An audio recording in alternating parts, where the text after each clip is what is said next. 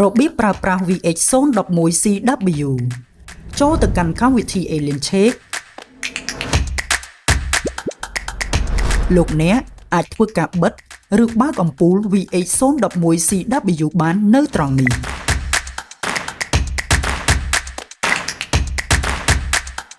នៅពេលដែលលោកអ្នកចុចចូលទៅក្នុង VH-011-CW នេះនឹងឃើញផ្ទាំងបញ្ជាដែលអាចកំណត់និងកែប្រែដូចជា Color Mode អាចឲ្យលោកអ្នកកែប្រែពណ៌អំពូលបានមានដូចជា Night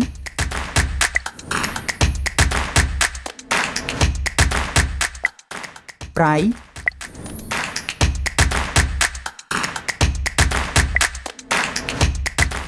Red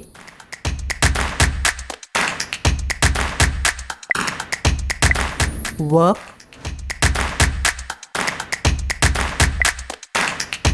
និង Custom នៅពេលដែលជ្រើសរើសយក Custom លោកអ្នកអាចកែប្រែពណ៌អំពូលដោយខ្លួនឯងបានលោកអ្នកក៏អាចរក្សាទុកនៅពណ៌ពន្លឺដែលលោកអ្នកពេញចិត្តដោយគ្រាន់តែចុចលើរង្វង់ខាងលើបន្ទាប់មកជ្រើសរើសពន្លឺដែលលោកអ្នកត្រូវការរួចចុច Save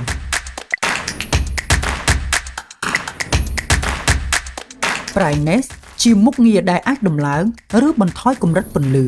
មុខងារនេះជួយបង្កើតភាពស្រស់ស្រាយនៅពេលដែលលោកអ្នកមិនចង់បានពន្លឺភ្លឺខ្លាំងនៅពេលយប់ហើយជាមុខងារដែលជួយសន្សំសំចៃដល់ការប្រើប្រាស់ថាមពលបានជាង 50% VH-011-CW ក៏អនុញ្ញាតឲ្យលោកអ្នកកំណត់ timer និង schedule បានផងដែរ